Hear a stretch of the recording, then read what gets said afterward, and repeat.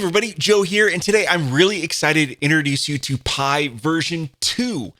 And as you know, Pi is the advanced form workflow tool that allows you to do all kinds of things. And in this version 2, we've added a ton of amazing updates with charts, the ability to show and hide, to do advanced workflows, to auto-save your form content, and a lot more. So without further ado, let's dive in and look at some of the amazing demos and what Pi can do for us. So in the first demo, we'll see that Pi gives us the ability to actually display amazing, beautiful colored charts where the data is derived from the user's input, which is really cool. And there's a lot of customizability here where you can have a single data, multiple data arcs within our charts. We can show percentages. We'll notice that the colors can actually change based on the value. Some really amazing stuff here that I know will really add some extra spark and make your forms more usable for users because they can actually visualize their input. Make sure to check out the actual video that we've done on the Gauge Stack to see all the really cool features here.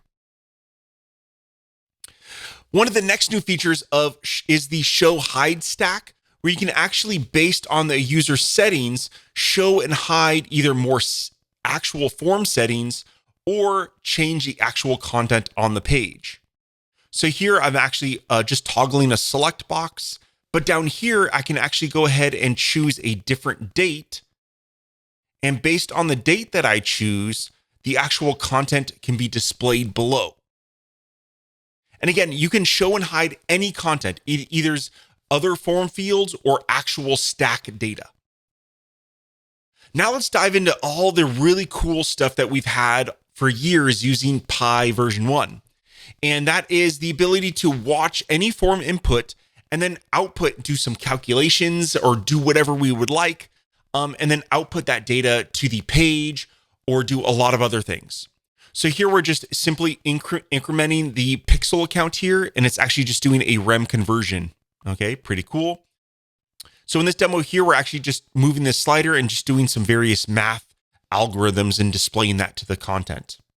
Now, further down here, we're actually using the font size and actually modifying the styles of content on our page based on a form input. So this could be used for accessibility, not necessarily a form like a contact form on your site, but maybe you want to give the user the ability to actually modify that value. And what's cool is you can actually use this with the new auto-save feature so that when the user changes the value, that value gets auto-saved and then it can be restored next time they actually visit the browser, which is pretty cool.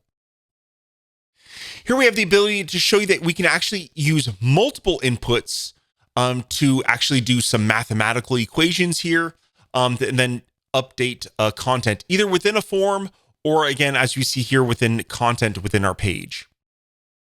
As you see, you'll play around. There's a lot of really cool real world examples in here. This one uses multiple data inputs to do some calculations. Further down, here's another example where we're actually doing calculations and modifying styles all at the same time, which is kind of crazy. So here we're actually adjusting the color value based on some sliders.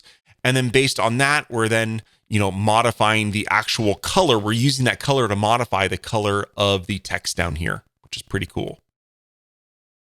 Here's a amazing demo where let's say this is an example where you have a reservation form or a ticketing system for an event where you're saying the number of people that are attending, that modifies the price, what package they have, right? So that affects the price. And then maybe the number of add-ons that they have will then affect the price even further. So this is a great way, as you see, to really make real world advanced workflows with our forms. Here's some example where we can do some time-based math as well as date math. So we have a start date and an end date.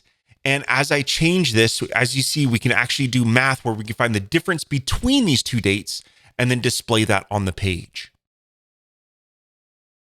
We have some great integrations with some financial calculators, so you can quickly do amortization for mortgages or loan payments. So you see we have the loan amount, the interest rate, as well as the terms. And based on all of that, your monthly payment is dynamically done. This is all done with a single line of a code within Pi. It's pretty amazing. And last but not least, we've shown you a lot of math, but Pi can actually do some text-based stuff as well. So you see, as I'm actually checking these boxes, it's actually applying a little bullet list down here of all of the items that I've checked.